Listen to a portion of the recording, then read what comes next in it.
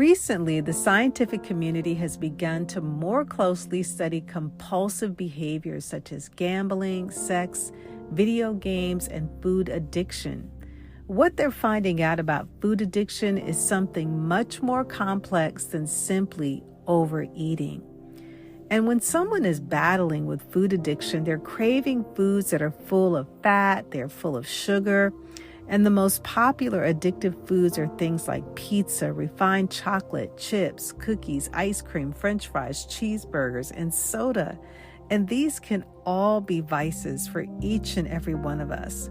And what happens is that these types of foods, they supercharge our brain's reward system the same way that addictive drugs do. And they can override the brain's normal ability to tell an individual to stop eating. And when this happens, a person may want to continue to eat more and more. And this was the case for my guest on today's show, Bracha Goetz. Bracha candidly shares her struggles with food addiction as a young girl and into adulthood. Her experience helped her to understand that the comfort that she was seeking through food didn't bring the lasting fulfillment that she was looking for. And inwardly, deep down, she knew that she needed something more. Join me for this enlightening conversation to find out how Bracha overcame her struggle with food addiction.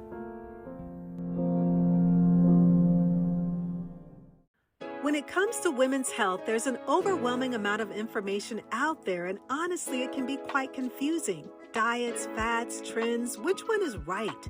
What if I told you the answers to optimal health can be found in one of the most ancient medical books ever written, the Bible? If you're ready to take the guesswork out of living a healthier life, you're in the right place. Welcome to the Rock Your World Naturally show.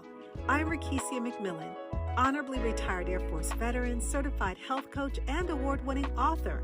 After years of trying to recover my health the world's way, I was still sick, depressed, and had no energy. Finally, I surrendered to God, and He showed me in the Bible how to recover my health, and it rocked my world naturally. My calling is to help women who are struggling in burnout to have more energy and lose weight by using God's prescription for physical, mental, and spiritual health. If you're ready to experience extraordinary health, grab your favorite herbal tea or power smoothie, and let's get ready to rock your world naturally.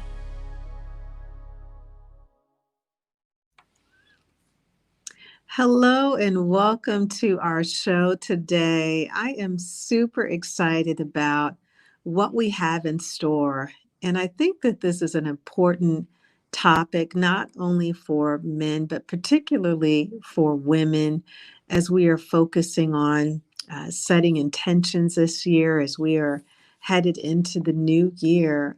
And I'm so pleased to have a guest. She's been on our show before, Miss Bracha Goetz. And welcome to our show, Bracha. Thank you. I'm so happy to be back. I love speaking with you. It is wonderful to have you. And so, for those of you that have not had the pleasure of meeting Bracha before, I'll just give you a little bit of introduction of who she is. And so, Bracha is the author of 41 children's books that are used to teach them about life lessons that we experience. And I would say that they're not only for children, but as an adult, we can learn so much from her books as well. Not only is she the author of 41 books, she is a Harvard graduate, an educated individual who really has so much purpose, so many gifts that she brings to the table. And so just welcome to the show, Bracha. Thank you so much. Yeah. And what you said is a secret that I didn't learn for a long time, that when you write a children's book, Mhm. the youngest children read the books, and the adults are reading the book along with the children, and grandparents are reading it to the little children. And then teenagers, like, they pick up the book when no one's around, and even they absorb the lessons. So really, picture books are the books that can get a message to every single age. It's really an amazing thing. I love that because your work is touching various generations, the smaller, the middle, the older. So they're written really to impact all of our lives in some way. Exactly, and you can absorb them on a different level. Like, even, if you've read Dr. Seuss books, you get them on a simple level, and then you can get them on a deeper level as you mature, kind of the books mature with you, and you understand them on deeper levels, which is so fascinating. Yeah. Mm. And so, with you being an author, Bracha, how did your journey actually begin with writing books? You know, I think as a child, I was writing in rhyme, which I still love to do a lot.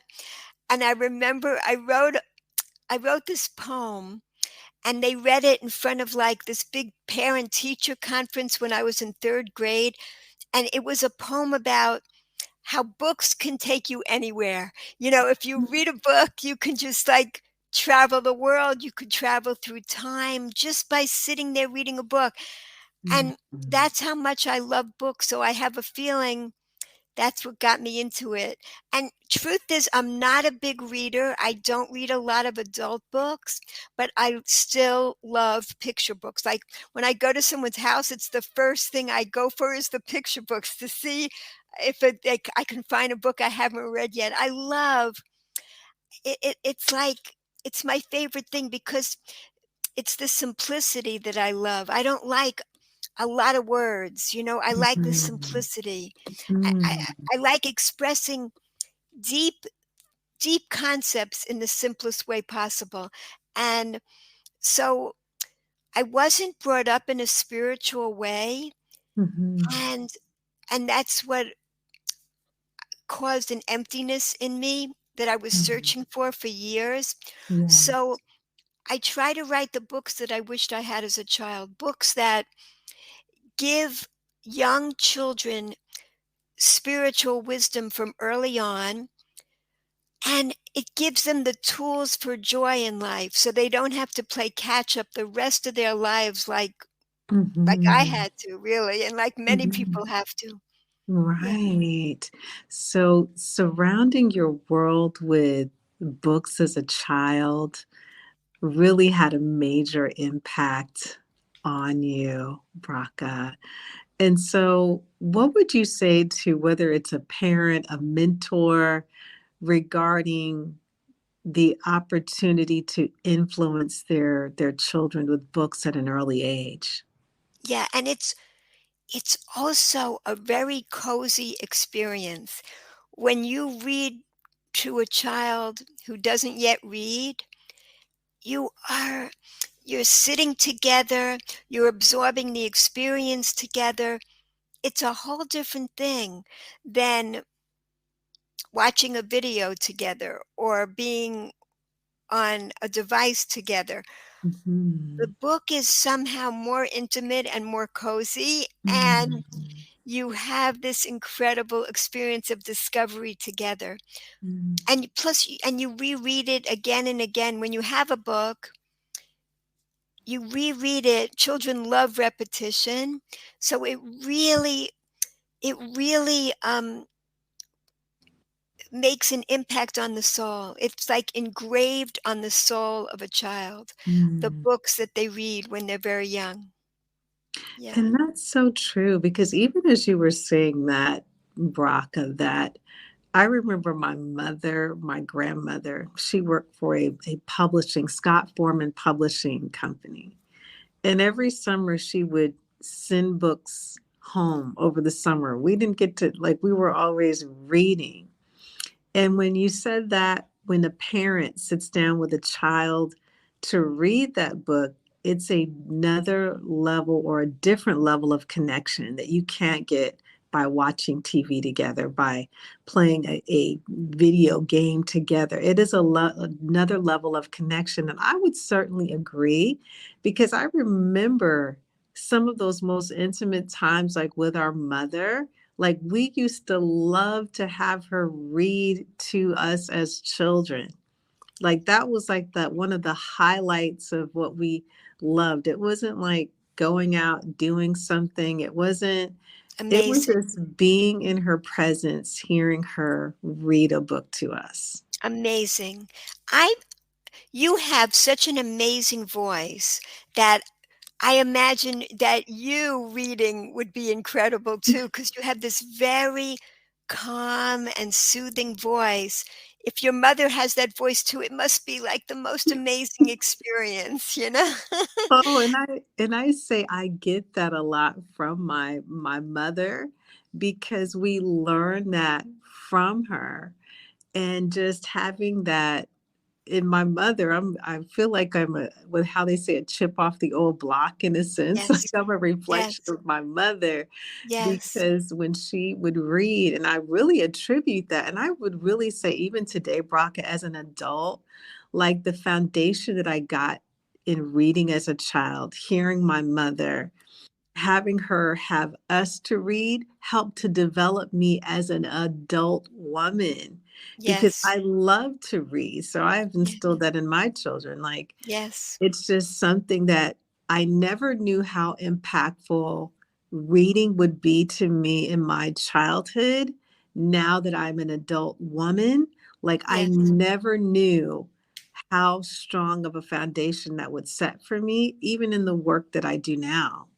correct. That's right. And I was thinking about it when you're both watching TV together, the TV is giving it to you. But when you're reading the book, it's the mother passing it on to the child. It's not coming from the TV.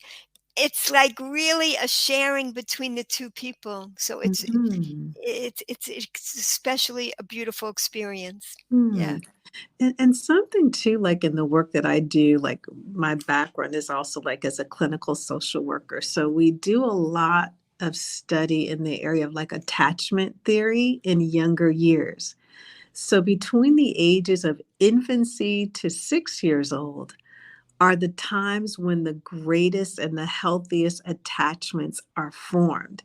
And even as we're sitting here talking, Braca, just about the book and reading into the life of a child, I truly believe and know without a shadow of a doubt that is one of the main ways to increase that bond or that attachment that that Beautiful. mother has to that child through reading. Beautiful. I love how you express that. Beautiful. Mhm. And so, one of the things that, with your books, you've been able to share your life with teaching children, teaching adults across the generations. And so you've had your own personal experience, and you actually wrote a memoir entitled Searching for God in the Garbage. And tell us a little bit about your memoir, Braca, and how that came about and developed. Sure. Yeah, it goes from age 12 to age 32. It's an unusual book because I actually had my old diary that I started at age 12, and I took excerpts from it. I didn't really write the book, I compiled it. So it's got excerpts from my diary, which when I became older, it turned into a journal. So journal, diary, journal, and then letters that I wrote home as I Mm, was getting older. So you and plus I filled in the missing pieces that weren't preserved in writing. So it's kind of like a documentary in a mm. book form because it's real.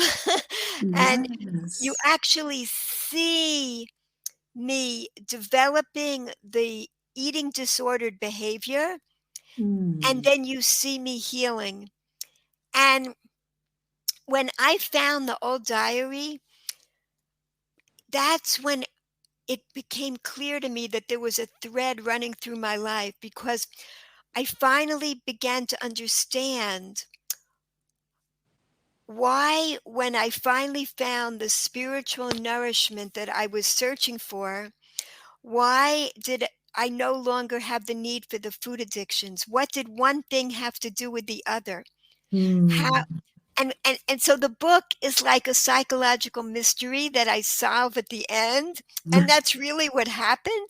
Because as I put the book together, I came to understand Mm. what did one thing have to do with the other? Why did finding spiritual fulfillment fill my hungry soul so that I no longer, it was a hunger, it was a genuine hunger, but it Yes. wasn't a physical hunger. Mm. And a lot of eating disordered behavior is about control. So I felt like life was out of control. Without a spiritual understanding of life, life felt scary. I felt out of control and life felt out of control. Once I got the spiritual nourishment and wisdom, Yes. then I was never running on empty anymore, and the world was no longer a haphazard, random place where anything could happen. No, there was a purpose, a good purpose to everything, and a good Mhm. purpose to me being here. That changed everything. Mm. And I just love how you put that, Bracha, how you said that it wasn't so much the food, but there was a hunger inside of you. There was a longing for something more.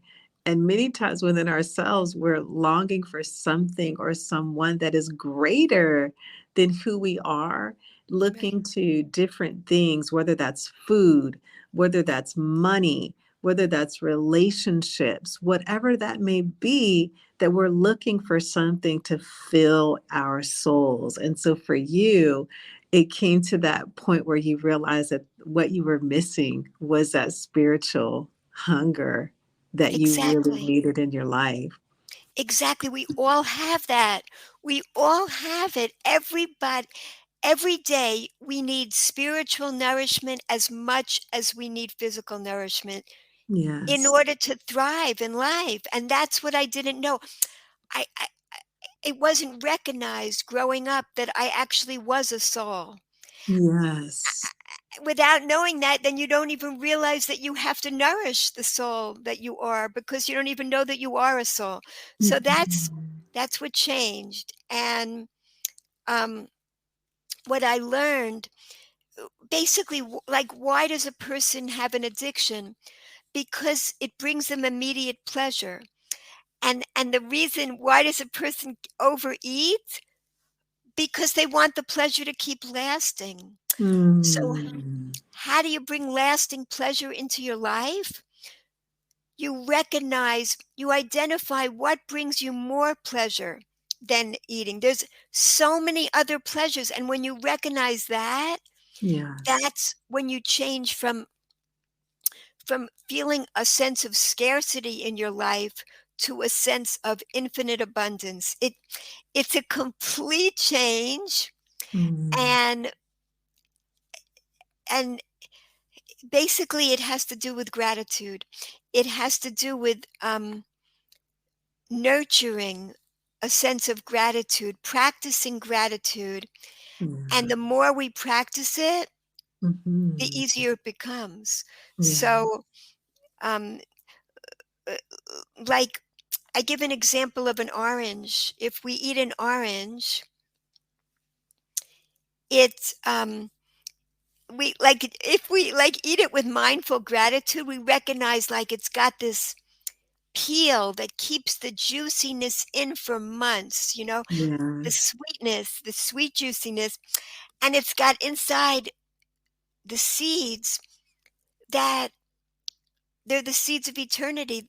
They Yeah. become trees, they become infinite Mhm. numbers of oranges, Yes. and they're individually packaged with so much love, like they're green. They're Mhm. camouflaged in with the leaves until they're bright and ready. We're ready. They call to us. They're Mhm. bright and orange. And Yeah. that's when we get to eat them. And that's when they're the sweetest. So they're Mhm. made with they're made with infinite loving kindness and infinite wisdom. When we eat them that way, we're Yes. nourished physically and spiritually. And Mhm. that's how the natural world was designed, for us to be uplifted physically and spiritually by experiencing all these pleasures. Oh, Mhm. and I want to say that if you eat a orange flavored tangy taffy, even the wrapping pollutes the environment. It's not made with infinite loving kindness. Mhm. It's really actually harmful for our bodies.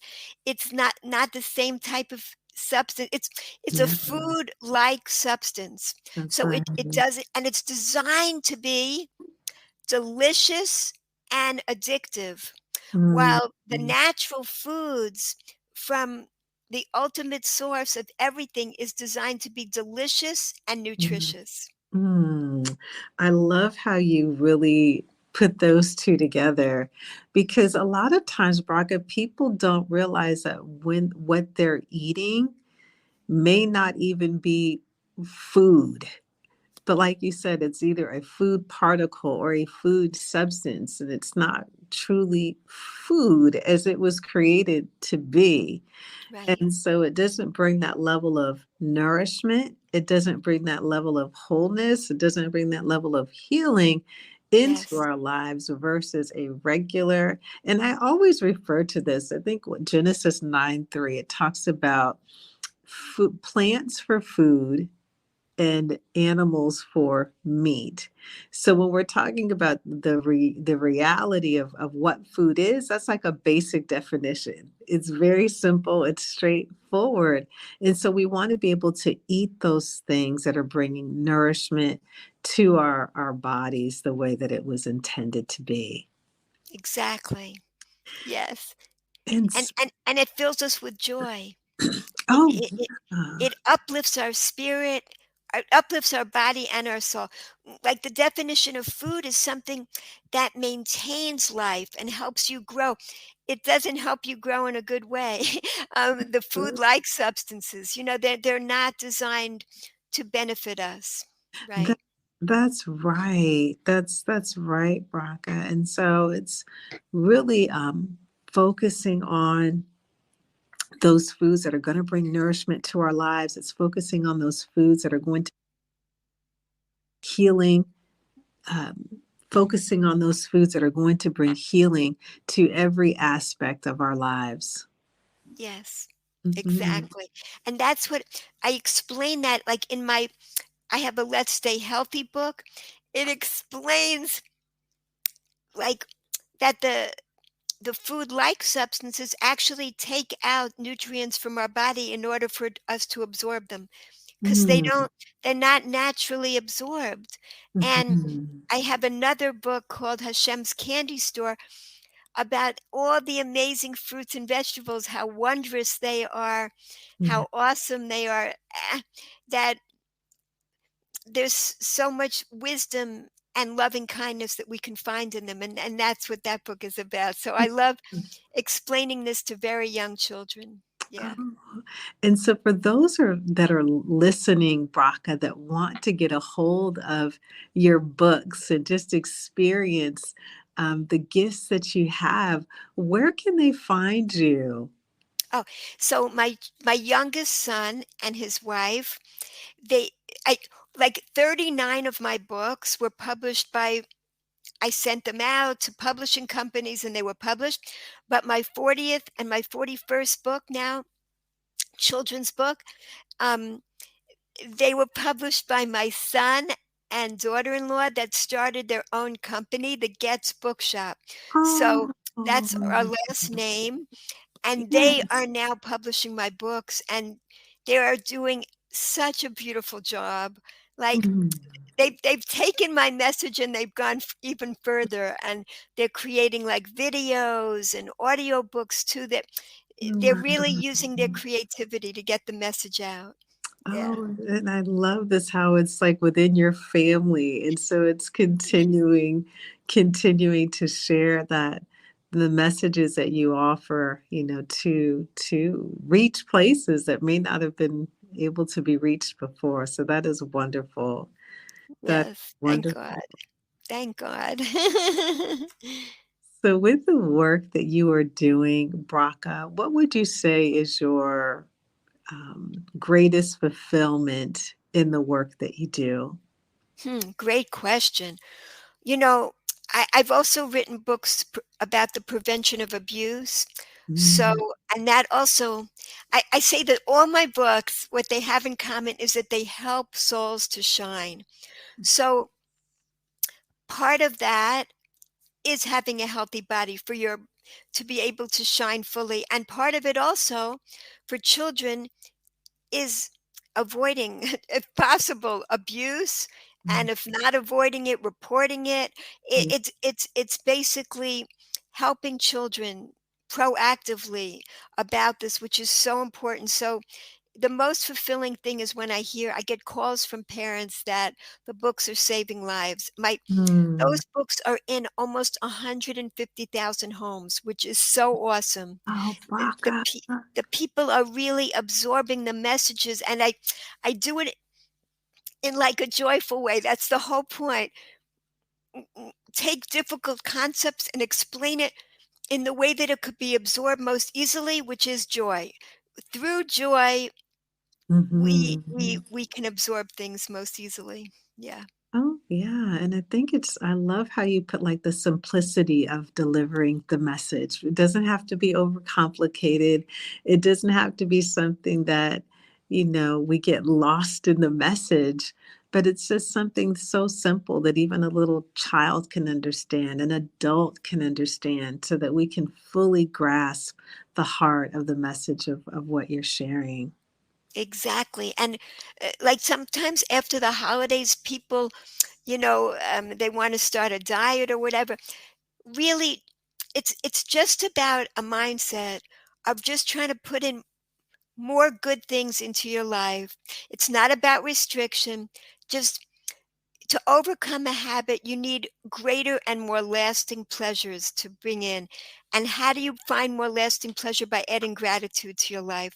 That's Mhm. it's really the secret to happiness. Yeah. Mhm.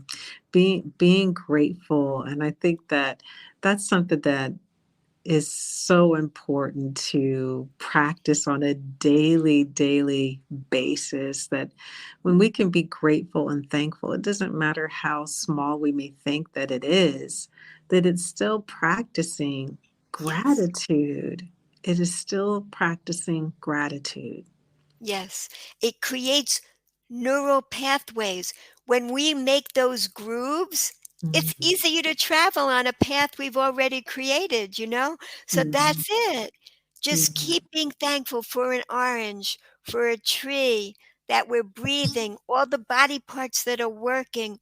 You will see how it fills up your life and you don't need as much outside Mhm. things, external things to fill the hole is already filling up just from the gratitude.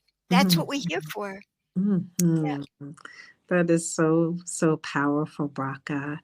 And are there any final words that you would like to share with our listeners, or any other things that are on your heart today? Thank you. I'm going to emphasize again, enjoy the little things in life, because one day you're going to look back and realize those were the big things. That's it. All Mm. the little things, they add up, and that's what you need. Appreciate all the little things you have, that you're breathing. You're Mhm. giving life to the vegetation with every breath. Here's life, and the vegetation is giving you, here's life. It's Mhm. amazing.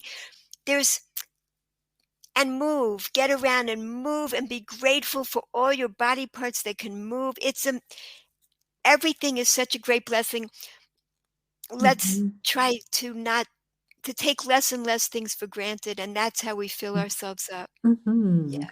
And even when you mentioned that, Braca, it made me think that, like, when people get to the end of their life and you talk to them about what they've experienced, and it's always going back to those little things, Braca. It's not about the bigger achievements. It's not about the bigger accomplishments. It's not about those bigger things. It's about the little things, the quality things.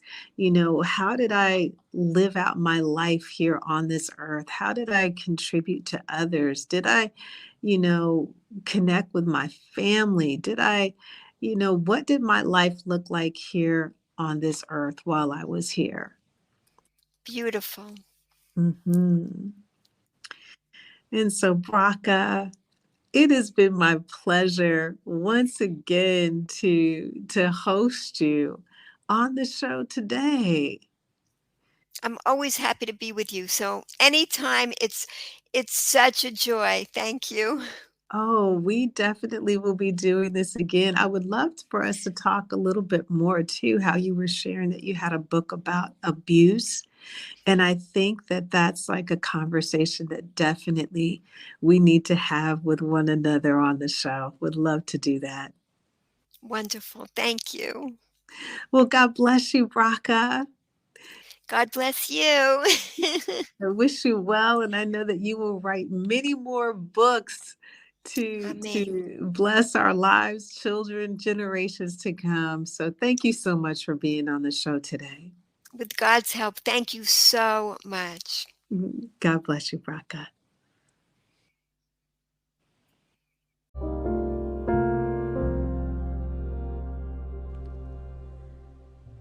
Bracha's personal account of overcoming food addiction is encouraging and enlightening. We all have an inner desire to satisfy the longing of our spirit. God created us as tripart beings with a body, with a soul, and a spirit. And if the spiritual need is unmet, it can lead us to pursue other avenues of fulfillment like food addiction that ultimately leave us empty. When Jesus met the Samaritan woman at the well in St. John, the 4th chapter, she had been involved in several relationships that never satisfied her. Jesus told her that what she was seeking could not be found in a person, but can only be found in a personal Savior. He told her that He was the living water, and that if she drank from His well, that she would never thirst again. She was so impacted by this divine encounter with Jesus that she went and evangelized her city, and she told them that she had met a man that told her everything about her life. She had finally experienced spiritual fulfillment for her hungry, longing soul. In Matthew chapter 5, verse 6, when Jesus taught the Beatitudes, He said, "Blessed are they which do hunger and thirst after righteousness, for they shall be filled." If you are someone who is struggling with a food addiction, I want to invite you to know the Savior, Jesus Christ, to fill that need in your life. And I want to pray with you. My prayer for every woman that is listening that may be battling with a food addiction. Sometimes it's not what you're eating, but it's what's eating at you. What is eating at your soul? What is eating away at you emotionally that is hindering you, that is stopping you from moving forward in your greater calling, your greater purpose that God has for you? Father, in the name of Jesus, I thank you for every sister who is listening to the show on today. To everyone that may be battling with a food addiction, trying to fulfill and bring comfort that is only temporary, that can never truly satisfy. We thank you for the reminder that you've given us in the scriptures that you are the only fulfillment that can satisfy the desire, the longing that we have in our inner man, in our soul.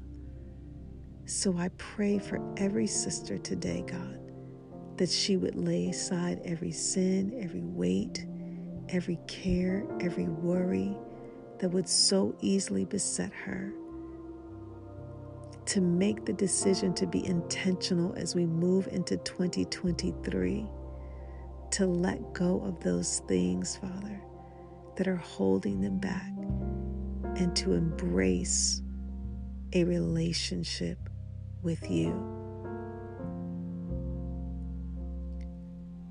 If you're needing more inner soul work in the area of food addictions or emotional health, I want you to message me. Let me know your story and how I can come up alongside of you to support you into greater health. Not only will I pray for you, not only will I provide godly counsel and advice, but I want to provide you with some practical tools. If you haven't had the opportunity to be a part of my Get Fit 21 group, I want to encourage you to do so. There are countless women in that group who report that the food addictions that they had, they're no longer facing. They're losing weight. They're changing their lives.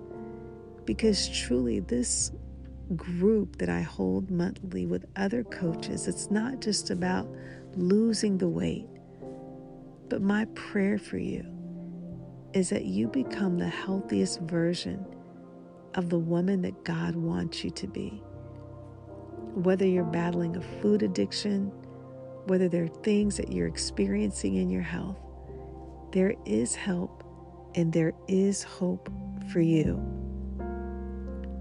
Know that my prayer for you will always be 3 John 2, that I wish above all things that you prosper and live in good health, even as your soul prospers. I'll see you in a few days.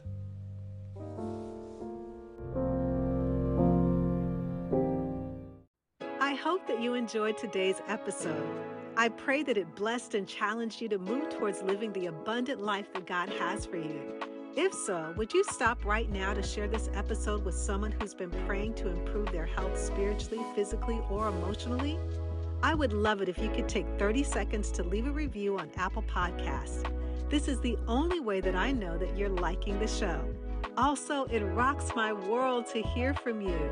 Lastly, come on over to my free community, RekishiaMcMillanCommunity.com, to grab your free gifts. I have everything you need to know about working with me, taking my courses, or connecting. Also head over to RekishiaMcMillan.com to explore my health products and sign up for free complimentary health coaching.